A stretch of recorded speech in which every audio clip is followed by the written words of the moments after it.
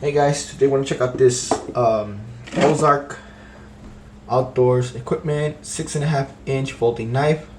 It's got a stainless steel blade, aluminum handle. This is about slightly over $5 at Walmart.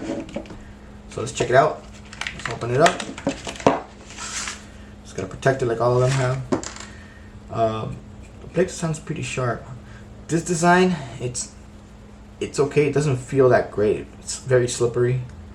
It's got a clip, which obviously I like. So let's see how easy it opens.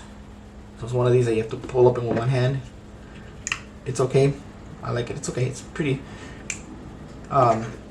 It's a little soft to open it, but it's still a little hard on me. But it's still pretty good. Let's do the test. So the blade is pretty sharp. So the blade is pretty good. You know, like for a $5 knife, you buy what you get. You get what you buy. So I like it because it's about $5. It's pretty good for cutting. So, like I said, check them out at Walmart.